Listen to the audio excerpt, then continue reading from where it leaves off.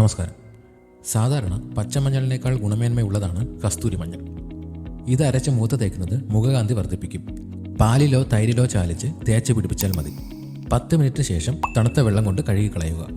വെള്ളരിക്ക കണ്ണുകളുടെ ക്ഷീണം മാറാനും കുളിർമയേകാനും കണ്ണുകൾക്ക് ചുറ്റിലുമുള്ള കറുപ്പ് നിറം മാറാനും വെള്ളരിക്ക നല്ലതാണ്.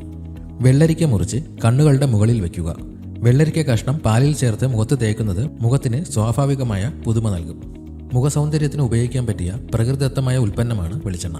ഇത് ഉപയോഗിക്കുന്നത് കൊണ്ട് ത്വക്കിലെ സ്വാഭാവിക എണ്ണ നീക്കം ചെയ്യാതെ തന്നെ മാലിന്യങ്ങളെ കഴുകിക്കളയാൻ കഴിയും.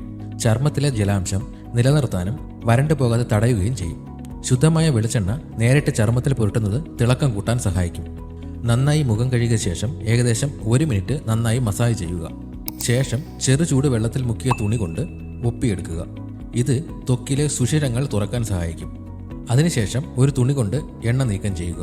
ഇത് സ്ഥിരമായി ചെയ്യുന്നത് ചർമ്മം മൃദുലവും തിളക്കമുള്ളതാക്കാനും സഹായിക്കും. 2 ടീസ്പൂൺ തേനും 1 ടീസ്പൂൺ നാരങ്ങനീരും യോജിപ്പിച്ച് കൈകൊണ്ട് ചൂടാക്കി മുഖത്തും കഴുത്തിലുമായി പുരട്ടുക. നന്നായി ഉണങ്ങിയ ശേഷം ചെറുചൂട് വെള്ളത്തിൽ കഴുകുക. സ്ഥിരമായി ചെയ്താൽ ചർമ്മത്തിന് മിനുസവും തിളക്കവും കിട്ടും. ഇതുപോലെയുള്ള ഹെൽത്ത് ടിപ്സിനായി ഈ ചാനൽ ഇപ്പോൾ തന്നെ സബ്സ്ക്രൈബ് ചെയ്യുക.